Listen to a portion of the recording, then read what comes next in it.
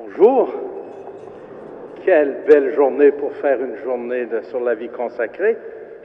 On n'aurait pas pu choisir mieux. Ça ne me surprend pas que vous soyez aussi nombreux à venir. Les gens de la vie consacrée, c'est des gens qui sont habitués de braver toutes sortes de tempêtes et de relever toutes sortes de défis. Soyez les bienvenus. Je suis très heureux qu'on puisse se rencontrer aujourd'hui pour vivre cet après-midi de partage, de réflexion, de prière, un souper fraternel et ensuite le sommet, ce qu'on fait de plus beau ensemble, ce qu'on vit de plus beau, l'Eucharistie, où on va se laisser rassembler par le Seigneur et envoyer à nouveau à la mission. En plus de vous tous et toutes qui êtes ici, j'aimerais aussi saluer toutes les personnes qui se joignent à nous via les merveilleux moyens de communication et spécialement à travers ECDQ TV. Je sais qu'il y a plusieurs personnes retenues à la maison pour la température ou pour des santé plus fragiles, se joignent à nous cet après-midi et seront là ce soir pour l'Eucharistie. Soyez aussi les bienvenus. Ça a circulé ces derniers jours sur Internet que ce serait en direct et le message s'est répandu. Je sais même qu'il y a des gens dans le sud des États-Unis qui sont avec nous aujourd'hui. J'espère qu'ils ont moins de neige que nous et moins de vent. Mais sachez que vous êtes avec nous ici dans notre cœur, dans notre prière. Et on est heureux de partager cette journée mondiale de la vie consacrée. J'ai aujourd'hui un thème fort intéressant à partager avec vous. Évidemment, je ne vous cacherai pas que de parler devant un auditoire aussi illustre, ça fait trembler n'importe qui. Vous êtes des gens tellement de qualité. Et puis, c'est su en grand que mon CV n'est pas très, très fort. Alors, je vais faire mon possible pour partager avec vous très simplement celui qui m'habite et qui me fait vivre. Et j'en suis sûr, c'est le même qui vous habite. La vie consacrée, te ressembler chaque jour un peu plus. Ce titre-là, il est aussi, vous le savez, probablement le titre d'une chanson composée par un prêtre de chez nous, de notre diocèse, l'abbé Patrice Vallée. Et j'aimerais qu'on l'écoute ensemble et qu'on le chante ensemble pour que nos cœurs se dilatent un peu plus et qu'on accueille cette parole qui nous sera partagée. Alors le refrain, vous le connaissez, te ressembler chaque jour un peu plus, de continuer dans nos maisons, nos rues, être ton corps qui revit aujourd'hui à chaque endroit où servent tes amis.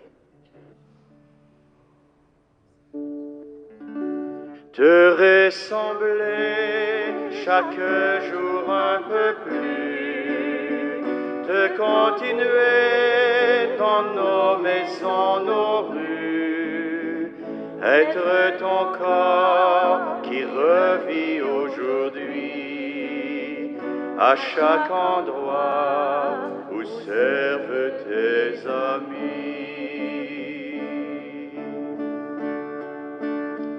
Devenir grand en se faisant petit, en s'abaissant pour mieux donner sa vie, en se penchant sur un malade ami, sur un enfant qui pleure dans la nuit. Te ressembler chaque jour un peu plus, te continuer dans nos maisons, nos rues, être ton corps qui revit aujourd'hui à chaque endroit où servent tes amis.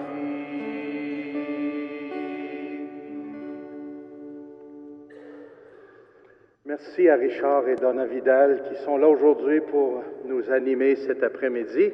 Merci aussi à l'abbé Pierre de nous accueillir dans cette belle maison de Dieu, l'Église Saint-Martyr.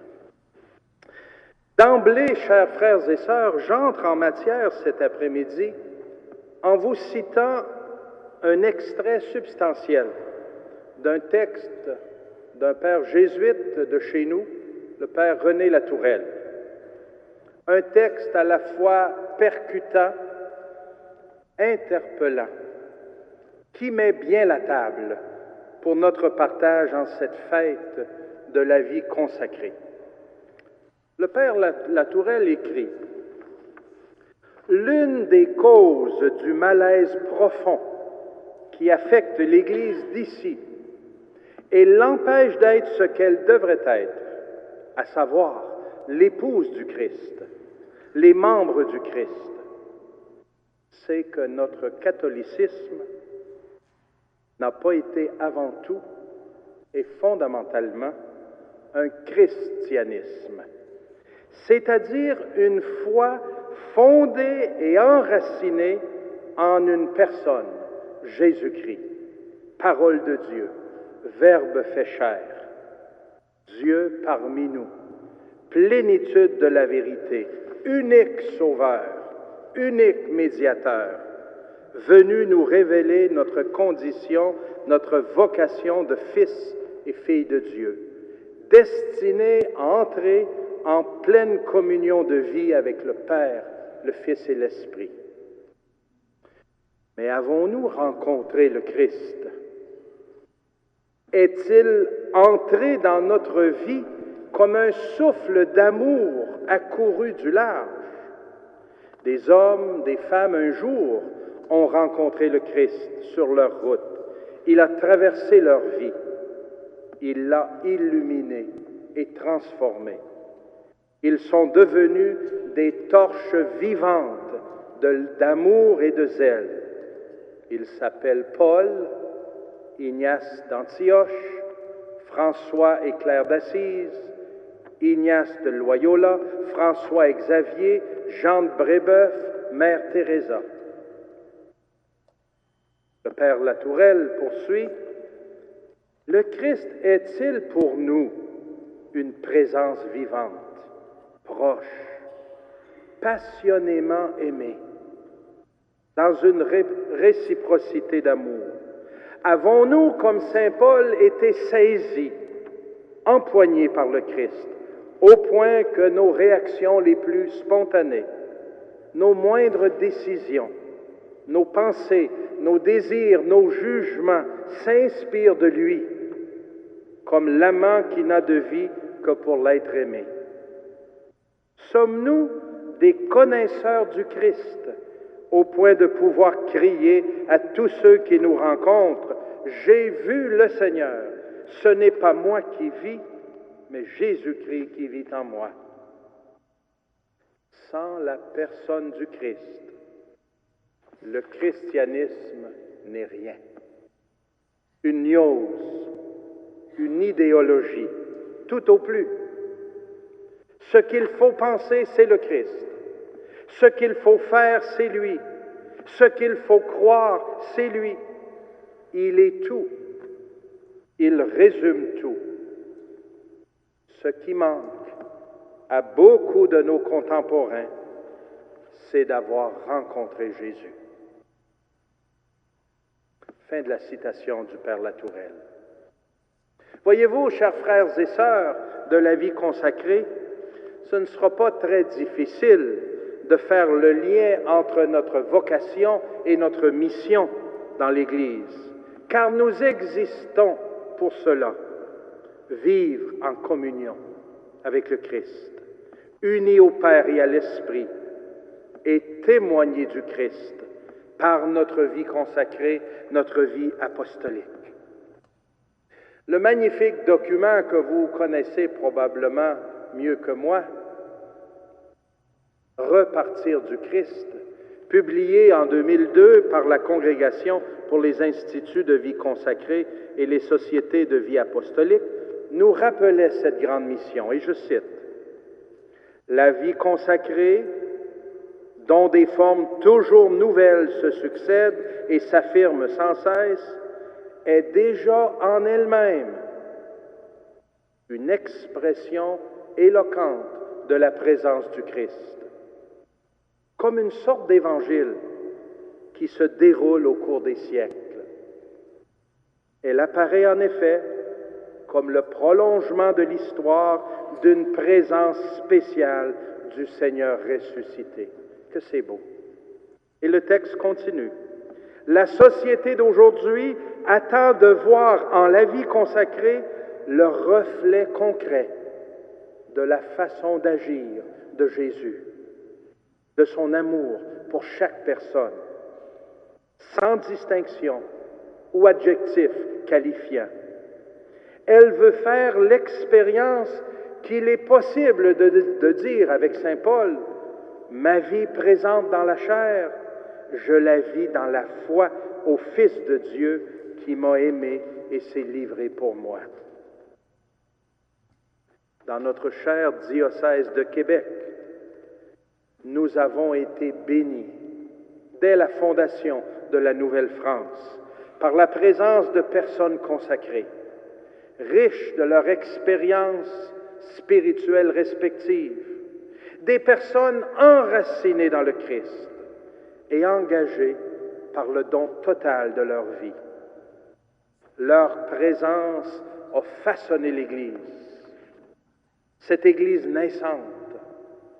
Leur présence a formé des générations de chrétiens et chrétiennes capables d'accueillir la foi et de la transmettre aux nouvelles générations. Les 19e et 20e siècles ont été particulièrement fructueux chez nous. Nous avons accueilli plusieurs congrégations venues d'ailleurs. Un grand nombre d'autres ont été fondées ici pour répondre aux besoins grandissants de l'Église et pour venir en aide à une société qui n'avait pas encore mis en place les services essentiels de santé, d'éducation, de présence engagée auprès des plus démunis, de nos frères et sœurs les plus pauvres. Plusieurs de vos instituts de vie consacrée ont vécu avec héroïcité et dans des conditions pas toujours idéales, les urgences auxquelles il fallait faire face et bien répondre. Les instituts de vie consacrée ne pouvaient pas se croiser les bras devant les besoins criants des frères et des sœurs qui les entouraient. C'est ainsi que les communautés religieuses ont assuré l'émancipation sociale et culturelle du Québec en œuvrant tant auprès des enfants et des jeunes qu'auprès des malades et des personnes âgées. À travers ces engagements multiples, à tous les niveaux de la vie sociale et ecclésiale, vous avez rayonné l'Évangile et partagé la foi. C'était l'Évangile vécu au jour le jour, en marche, avec un peuple bien précis, le peuple québécois. Notre peuple, tout comme le peuple de Dieu que nous présente la Bible, en est un qui a parfois le cœur tendre et tourné vers Dieu. Mais, nous le savons aussi en d'autres moments, il a la nuque raide et rejette le plan de salut que Dieu lui offre. Le Seigneur nous a confié, à nous, cette portion du peuple de Dieu et nous faisons de notre mieux ensemble pour l'aimer, pour faire route avec lui, pour marcher avec lui vers la vie nouvelle, la liberté et la vérité. Vous savez, nous pourrions faire de grandes analyses de type sociologique et culturel pour mieux comprendre le moment historique qu'est le nôtre, en vue de planifier une action adéquate. Je laisse à des spécialistes le soin de nous éclairer à ce sujet. Mais aujourd'hui, votre évêque administrateur vient plutôt vous inviter tout simplement à repartir du Christ. À nouveau, je cite le document romain qui porte le même titre, il est donc nécessaire d'adhérer toujours plus au Christ, centre de la vie consacrée, et reprendre avec vigueur un chemin de conversion et de renouveau, qui, comme dans l'expérience primitive des apôtres, avant et après la résurrection, a été une manière de repartir du Christ. Oui, il faut repartir du Christ, car c'est de lui que sont partis les premiers disciples en Galilée. C'est de lui que sont partis au cours de l'histoire de l'Église des hommes et des femmes de toute condition et de toute culture, qui, consacrés dans l'esprit, en vertu de leur appel, ont quitté pour lui leur famille et leur patrie et l'ont suivi sans condition, se rendant disponibles pour annoncer le royaume et faire du bien à tous. Les personnes consacrées, chers amis, peuvent et doivent repartir du Christ, car c'est lui qui le premier est venu à leur rencontre et qui les accompagne sur le chemin. Leur vie est la proclamation du primat de la grâce. Sans le Christ, elles ne peuvent rien faire. Elles peuvent tout, en revanche, en celui qui donne la force. Repartir du Christ signifie proclamer que la vie consacrée est une suite du Christ. Dans le document, ils utilisent cette expression latine, une sequela Christi, une suite du Christ. Cela comporte une communion d'amour particulière avec celui qui est devenu le centre de la vie et la source permanente de toute initiative. Il s'agit, comme le rappelle l'exhortation apostolique Vita Consecrata, d'une expérience de partage, d'une grâce spéciale d'intimité. Il s'agit de s'identifier à lui en ayant les mêmes sentiments et la même forme de vie, que la main du Christ touche, que sa voix rejoint, que sa grâce soutient. Repartir du Christ signifie donc retrouver le premier amour, l'étincelle inspiratrice à partir de laquelle a commencé la suite du Christ. Si nous aimons, c'est parce qu'il nous a aimés le premier, comme nous le rappelle Saint Jean dans sa première lettre. La vie consacrée, te ressembler chaque jour un peu plus. Voilà le thème qui nous réunit aujourd'hui. Pour ressembler à Jésus chaque jour un peu plus, nous savons qu'il nous est nécessaire de le contempler, de contempler son visage, de le rencontrer, de l'écouter, de le suivre.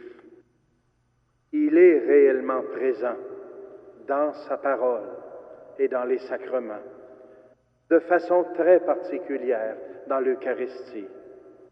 Il vit dans son Église.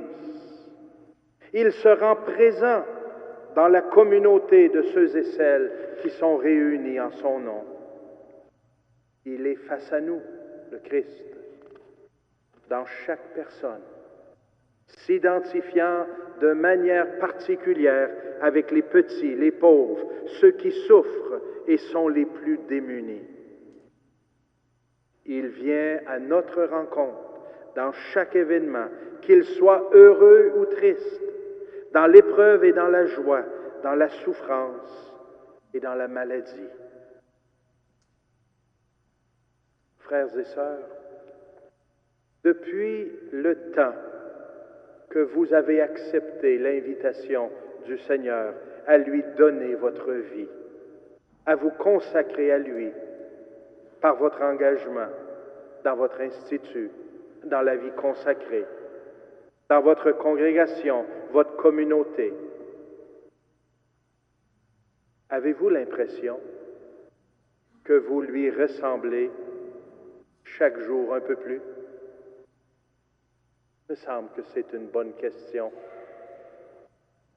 à se poser aujourd'hui.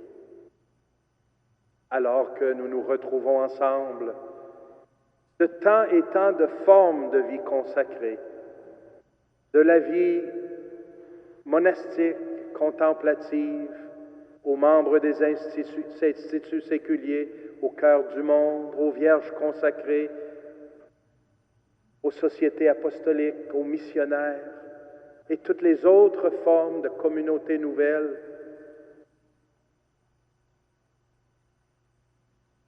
Est-ce que vous pouvez effectivement, en regardant ces dernières années, disons les 5 dernières années de votre vie, êtes-vous capable d'affirmer « Je lui ressemble un peu plus ». Ma vie d'intimité avec lui, ma fréquentation de sa parole, des sacrements, ma vie avec la communauté chrétienne ou mon institut de vie consacré m'ont amené à grandir et à lui ressembler un peu plus. Dans quelques instants, on va s'arrêter pour prendre le temps de réfléchir à cette question et par la suite, je vais même oser vous inviter à partager avec quelqu'un qui est près de vous à partir de cette question. En quoi je lui ressemble un peu plus aujourd'hui qu'il y a 5 ans? Pour laisser cette question un peu nous trotter dans la tête et le cœur, Richard et Donna nous interprètent un chant qui va nous mettre la table avant ce partage.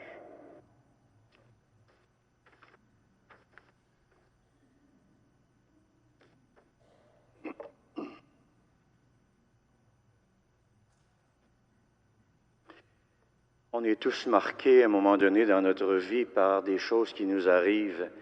Et moi, j'ai eu le plaisir un jour de rencontrer Laurette Lepage, que vous connaissez très bien. Elle a écrit un livre, Debout les pauvres, et elle m'a demandé de composer quelque chose à ce sujet. L'autre visage, ce visage du Christ qu'on ne voit peut-être pas toujours.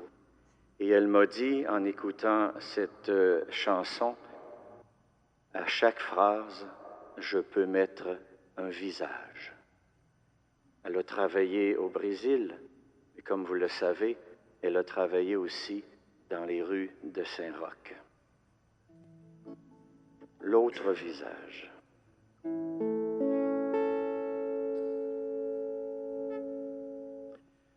L'autre visage, un soir m'a révélé le serviteur qu'on a défiguré, les sales déchets, les sans-victoires, les crucifiés sur nos trottoirs. Quand tu iras marcher près de leur peur, tu sentiras le souffle de mon cœur, je te le dis. Heureux les pauvres, debout les pauvres, car le royaume des cieux vous appartient, car le royaume des cieux est en vos mains.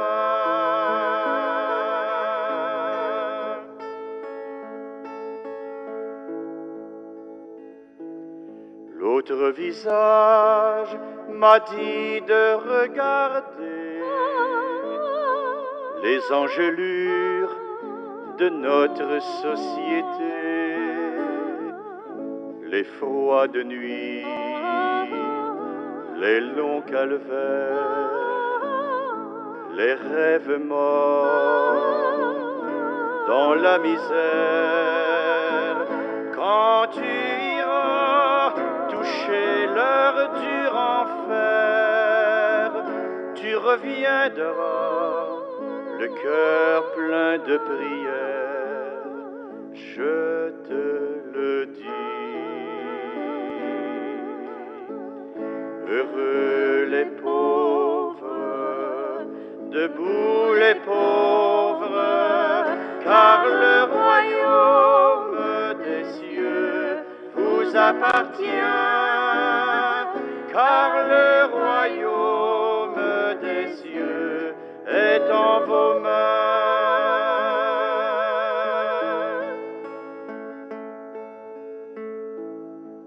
L'autre visage m'attend enraciné dans son amour des plus abandonnés, les rejetés, les charbons noirs, les oubliés du dépotoir.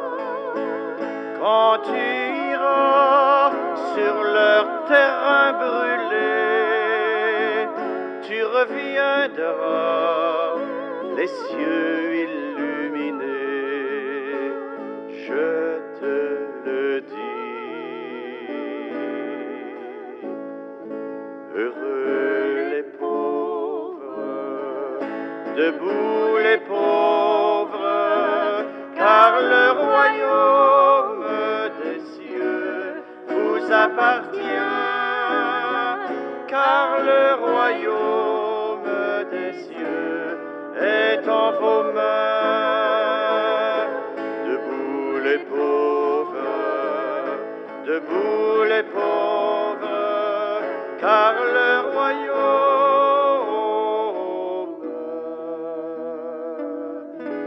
est en vos mains.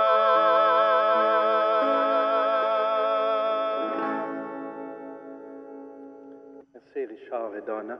Richard, pourrais-tu juste continuer à gratter un petit peu ta guitare pendant que je leur repose la question? Ça va leur donner le temps de mettre leurs idées un peu ensemble avant qu'on partage. En quoi aujourd'hui je ressemble plus à Jésus qu'il y a 5 ans?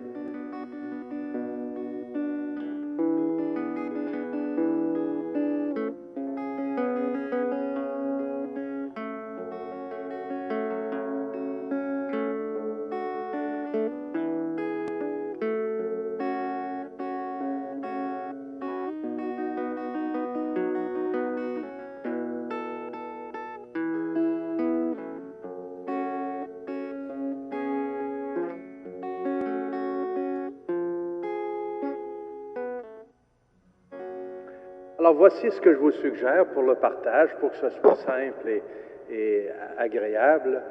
Je vais vous inviter à vous mettre debout et de partager avec une personne qui est près de vous, préférablement quelqu'un qui n'est pas de votre institut, de votre communauté, une personne peut-être même que vous ne connaissez pas. Hein, on peut se déplacer. On prend quelques minutes et on partage très simplement ce qu'on a le goût de dire et on écoute l'autre et on accueille et on laisse aller. Et si vous êtes à la maison ou devant votre ordinateur, vous pouvez en faire autant avec les gens qui sont autour de vous, comme nous, on va le faire ici à l'Église, et on se retrouve dans quelques minutes. Bon partage.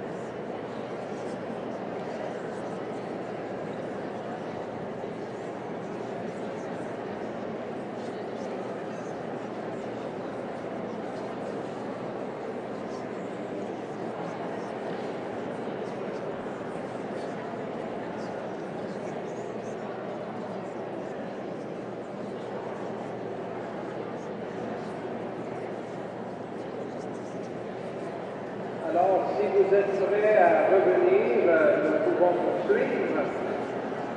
Ça me fait un peu de peine de vous interrompre.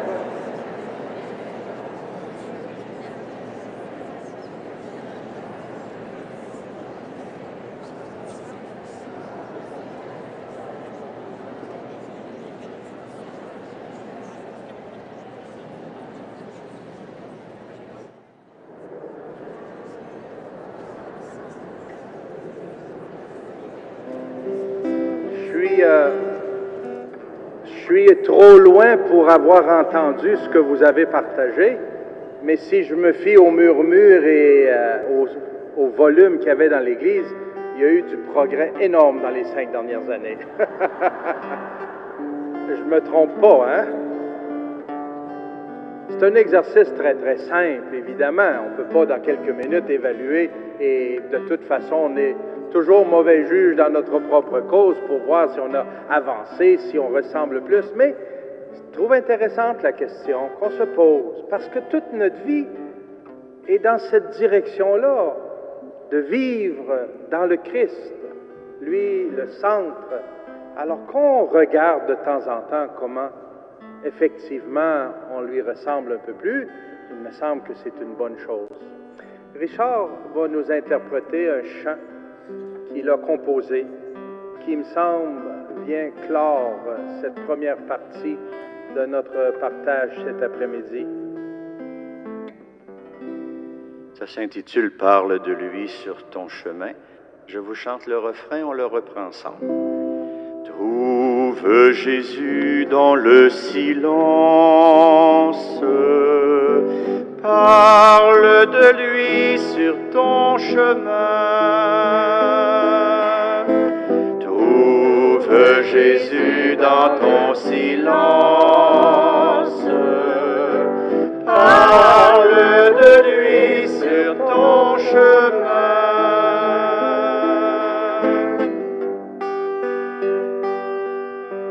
Parle avec tes mots trouvés dans l'Évangile. Parle avec tes mots trouvés dans ton silence. Dieu fera éclore des semences humaines. Il a besoin de toi pour fleurir son jardin. Trouve Jésus dans le silence, parle de lui sur ton chemin.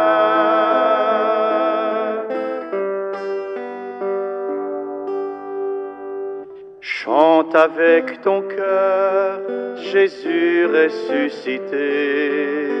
Chante avec ton cœur, sa vie et sa bonté.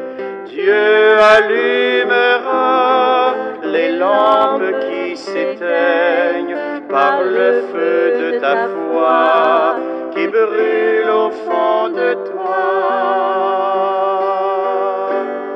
Trouve Jésus dans le silence, parle de lui sur ton chemin.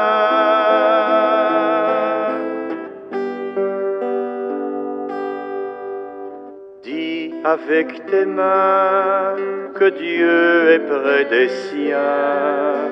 Dis avec tes mains qu'il apaise la faim.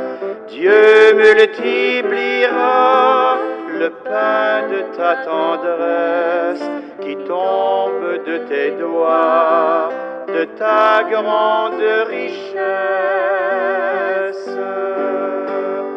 Trouve Jésus dans le silence,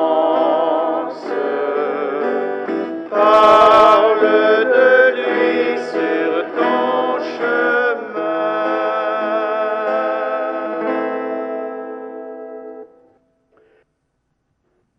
Être conscient que notre vocation à la vie consacrée est d'abord et avant tout une profonde communion avec le Christ, une vie qui tend à lui ressembler chaque jour un peu plus, m'apparaît fondamental et déterminant. Mes amis, ne quittons pas les yeux du regard du Christ. Regardons-le. Mais aussi, laissons-nous regarder par lui. Laissons-nous aimer. Demeurons enracinés dans sa parole. Contemplons-le et laissons-le nous transformer, nous renouveler, nous donner du souffle. La récente exhortation de Benoît XVI sur la parole de Dieu dans la vie et dans la mission de l'Église nous rappelle le lien très étroit qui existe entre la parole de Dieu et la vie consacrée. J'en cite quelques lignes. En ce qui concerne la vie consacrée, le synode a rappelé avant tout qu'elle naît de l'écoute de la parole de Dieu et accueille l'Évangile comme règle de vie. Vivre à la suite du Christ, chaste, obéissant et pauvre, est ainsi une exégèse vivante de la parole de Dieu. L'Esprit Saint, grâce auquel la Bible a été écrite, est le même Esprit qui éclaire d'une lumière nouvelle la parole de Dieu aux fondateurs et aux fondatrices. D'elle, tout charisme est né, et d'elle, toute règle de vie veut être l'expression, en donnant vie à des itinéraires de vie chrétienne caractérisés par la radicalité évangélique. Le Père Henri Roy, fondateur de l'Institut auquel j'appartiens, l'Institut séculier Pie-X, aimait dire quelque chose comme ceci: ce que nous devons vivre, c'est l'Évangile. C'est l'Évangile. Et il prenait le livre de nos constitutions et il le plaçait dans son Nouveau Testament et il disait: notre Constitution est là pour nous aider à vivre l'Évangile. Ça va ensemble. C'est ça notre véritable règle de vie. Celle-ci pour nous aider à vivre la parole de Dieu, l'Évangile, la bonne nouvelle. Vis cela, tu seras heureux. Vis cela et tu deviendras un saint, une sainte. Chers frères, chères sœurs, quelle place occupe la parole de Dieu dans notre vie quotidienne de personnes consacrées? Avons-nous vraiment le temps? Ou peut-être mieux dit encore, prenons-nous vraiment le temps d'accueillir la parole, de la prier, de l'étudier, de la partager entre nous? A-t-elle une place de choix dans notre agenda quotidien si bien rempli?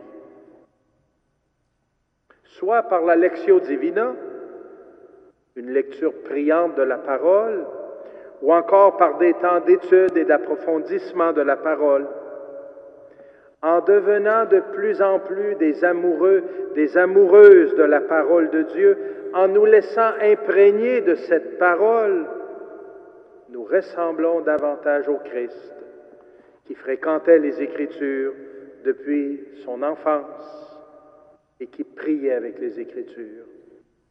En cela aussi, nous pouvons ressembler à Jésus. Continuons d'accepter le beau risque auquel le Christ nous appelle, celui du don total, de la générosité, de la fidélité, jusqu'au bout, jusqu'à notre dernier souffle. Ce risque exige l'insécurité. Il suppose que nous marchions côte à côte avec Dieu, le seul compagnon de route sur qui on peut compter. Lui, il est le Dieu fidèle.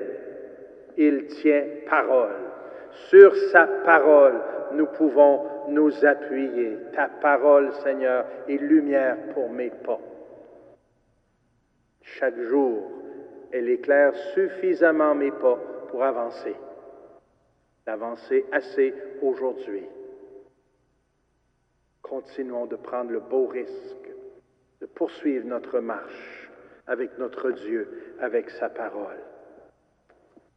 Nous le savons, inutile de le redire, notre moyenne d'âge est plutôt avancée et avance sans cesse de jour en jour.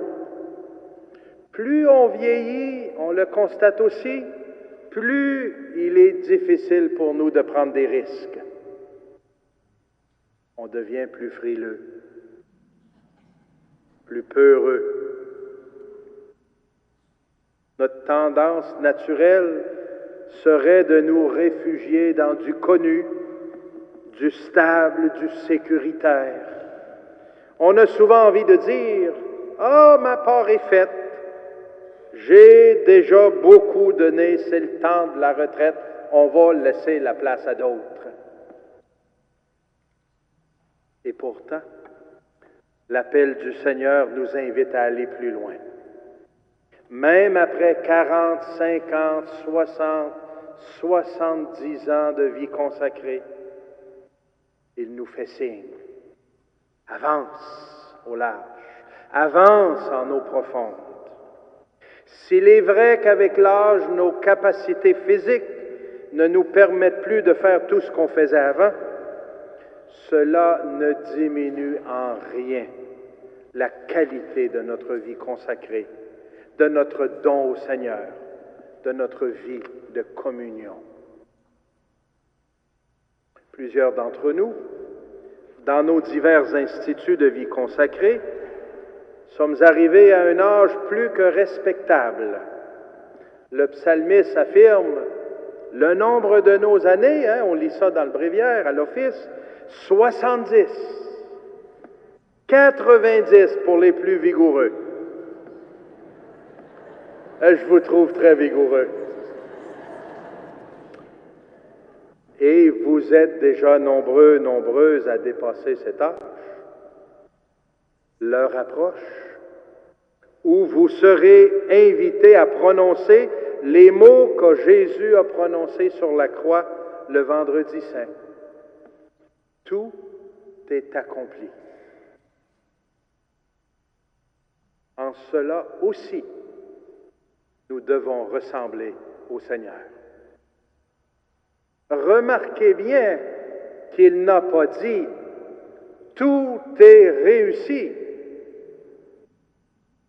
Non, car si on regarde sa vie avec un regard purement humain, il n'avait pas tout réussi. Loin de là. Les foules qu'il avait nourries l'avaient abandonné. Les nombreux malades qu'il avait guéris n'étaient pas à ses côtés pour l'accompagner. La majorité de ses apôtres, ceux-là même qu'il avait choisis et formés, l'avaient abandonné, laissé aux mains des autorités. Sa prédication avait été mal accueillie. Les chefs religieux de son temps et les autorités civiles voyaient en lui un échec total. Il n'avait pas tout réussi. Mais Jésus a pu affirmer du haut de la croix, « Tout est accompli ». Parce qu'il avait tout fait par et dans l'amour et dans l'obéissance au Père.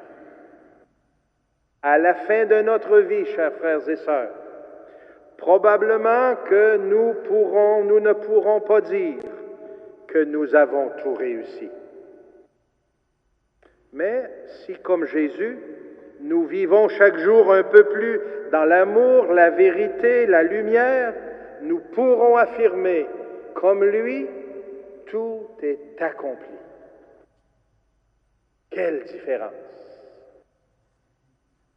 Le jour où j'ai commencé à comprendre la différence entre réussir et accomplir, je vous avoue qu'un lourd fardeau s'est enlevé de mes épaules. La mentalité du monde contemporain ne cesse pas de nous rappeler que nous avons de la valeur si nous réussissons, si nous battons des records, si nous performons.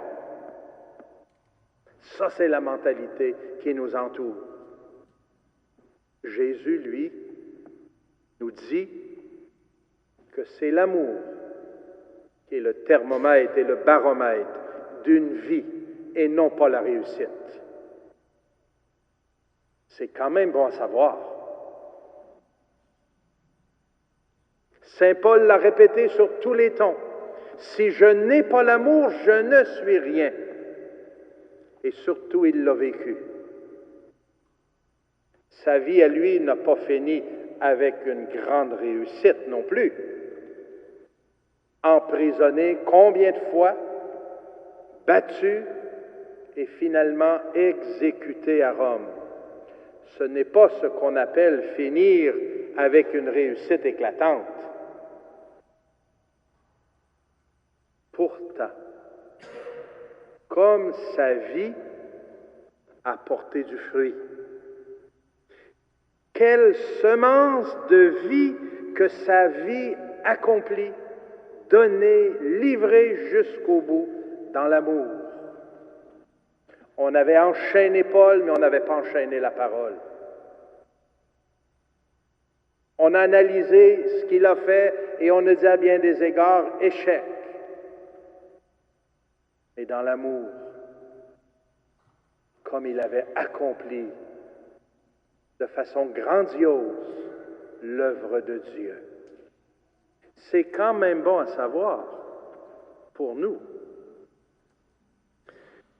Il y a quelques années, je pense il y a 2 ans, nous vivions ici à Québec une session d'évangélisation avec l'école Saint-André qui portait justement sur Saint Paul, le secret de Saint Paul.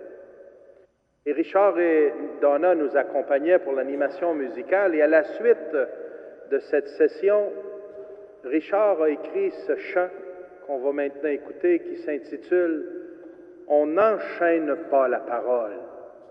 Et j'aimerais qu'en l'écoutant aujourd'hui, on pense bien sûr à Saint Paul, à sa vie, à ce qu'il a semé, à l'amour intense qu'il habitait parce qu'il avait rencontré le Christ ressuscité, parce qu'il en était habité, et par l'amour intense qui a porté du fruit jusqu'à aujourd'hui.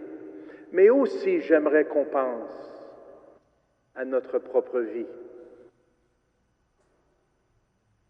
En avançant en âge, on commence parfois à faire des bilans. On pourrait être tenté de regarder ce qu'on a réussi et échoué. Ce qui continue, selon nos yeux, à nos yeux humains. Jésus et son Évangile nous invitent aujourd'hui à regarder ce qu'on a accompli dans sa volonté, dans son amour, dans l'obéissance, dans la liberté. S'il vous plaît.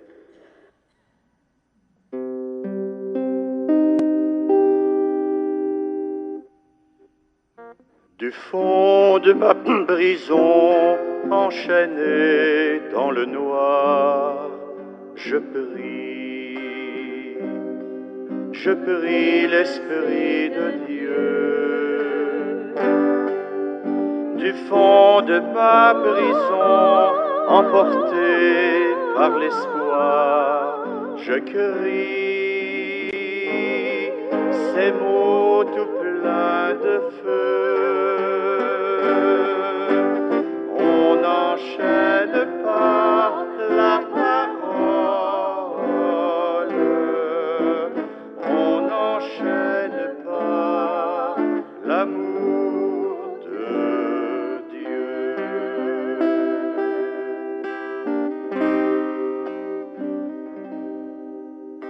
Le Christ qui vit en moi est richesse donnée.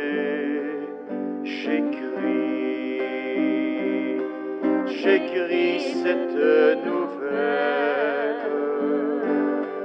Le Christ loué encore. croix nous a tous pardonnés.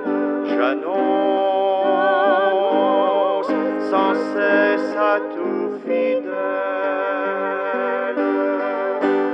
on n'enchaîne pas la parole, on n'enchaîne pas l'amour de Dieu.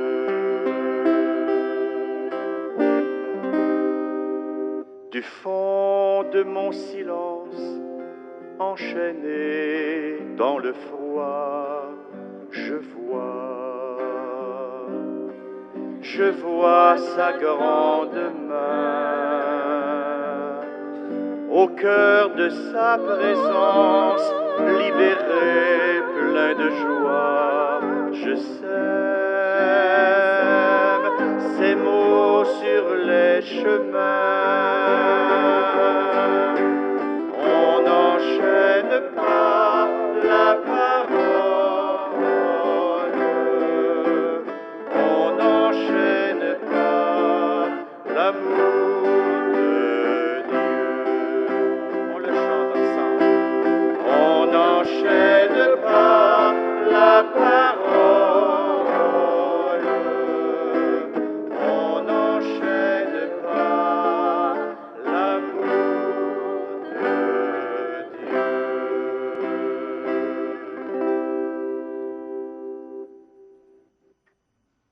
Quelle bonne nouvelle!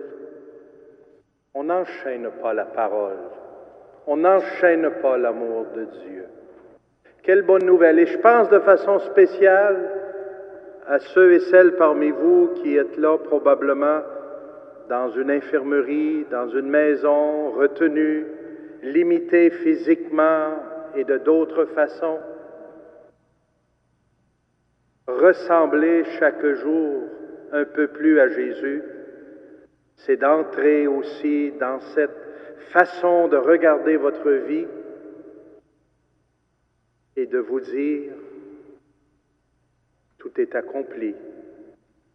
Si j'ai vécu et je vis aujourd'hui dans l'amour, dans l'offrande de ma vie par amour, tout est accompli. Non, tout n'est pas réussi. Et ce que je fais dans l'amour, c'est ça qui est accompli. La vie consacrée, te ressembler chaque jour un peu plus.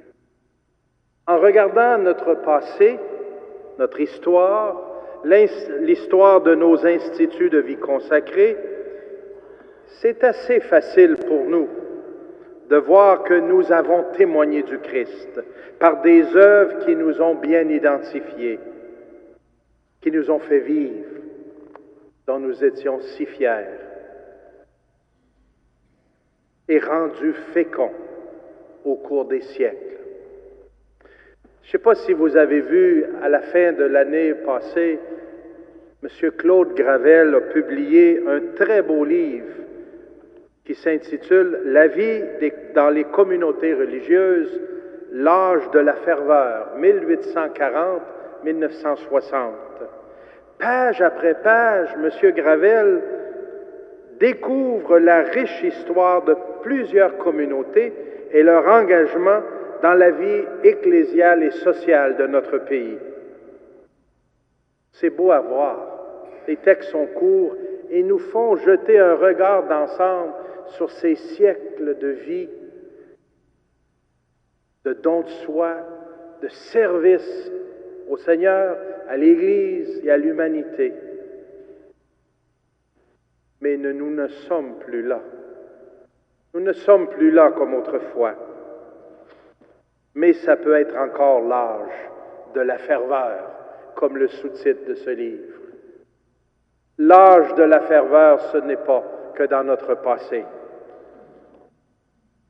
mais ce sera autrement. Notre réalité est tout autre aujourd'hui. Toutefois, ce qui n'a pas changé, c'est la vocation fondamentale de la vie consacrée. Cette vocation s'exprime chez nous et dans l'Église universelle par une abondance de formes anciennes et nouvelles de vie consacrée, soit contemplative, monastique, missionnaire, apostolique, cloîtrée ou au cœur du monde, en communauté de vie, ou vivant seul comme membre d'un institut séculier, une vierge consacrée, un ermite. Jean-Paul II l'exprimait si bien dans l'introduction de l'exhortation apostolique Vita Consecrata. Je le cite. La vie consacrée, profondément enracinée dans l'exemple et dans l'enseignement du Christ Seigneur, est un don de Dieu le Père à son Église par l'Esprit. Grâce à la profession des conseils évangéliques, les traits caractéristiques de Jésus, chaste, pauvre et obéissant, deviennent visibles au milieu du monde de manière exemplaire et permanente. Et le regard des fidèles est appelé à revenir vers le mystère du royaume de Dieu. Et dans la conclusion de la même exhortation, il écrit ces mots qui résonnent jusqu'à nous aujourd'hui comme une invitation pressante. Et je les reprends, ces mots, en vous invitant à écouter cet appel, cette urgence qu'il y a dans cette invitation.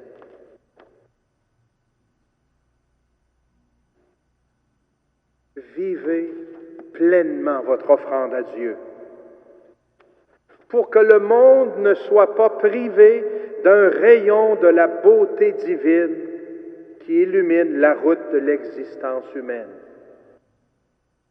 Les chrétiens, plongés dans les occupations et les soucis de ce monde, mais appelés eux aussi à la sainteté, ont besoin de trouver en vous des cœurs purifiés qui voient Dieu dans la foi, des personnes dociles à l'action de l'Esprit, qui marchent allègrement, fidèles au charisme de leur vocation et de leur mission. Et Jean-Paul II continue, « Le monde et l'Église cherchent d'authentiques témoins du Christ. Et la vie consacrée est un don que Dieu fait pour que l'unique nécessaire soit mis sous les yeux de tous. Dans l'Église et dans le monde, la vie consacrée a spécialement pour mission de rendre témoignage au Christ par la vie, par les œuvres et par la parole. Vous savez en qui vous avez mis votre foi. Donnez-lui tout.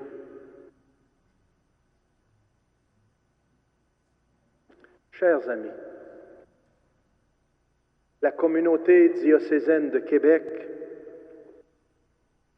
a toujours grandement besoin de votre vie de communion profonde en Dieu, de votre vie cachée dans l'intimité de Dieu, de votre charité engagée, de votre témoignage, de votre rayonnement et de votre don total.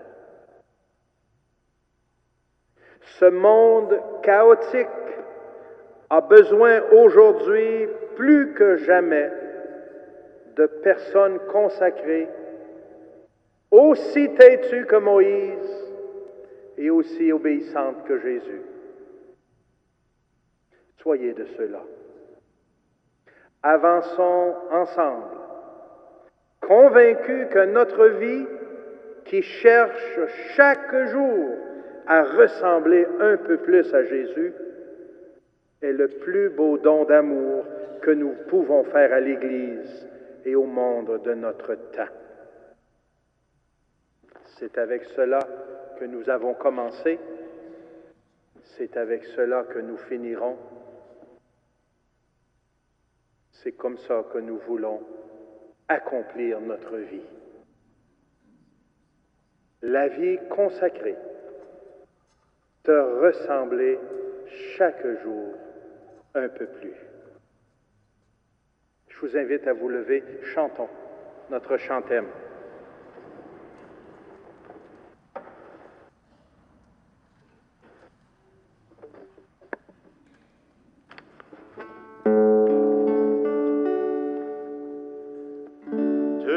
Ressembler chaque jour un peu plus, de continuer dans nos maisons, nos rues, être ton corps qui revit aujourd'hui, à chaque endroit où servent tes amis.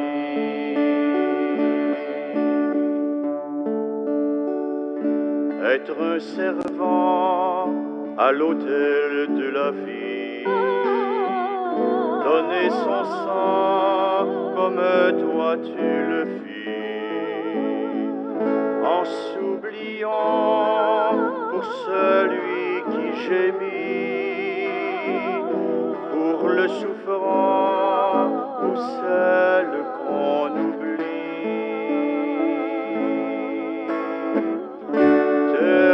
Ressembler chaque jour un peu plus, de continuer dans nos maisons, nos rues, être ton corps qui revit aujourd'hui, à chaque endroit où servent tes amis.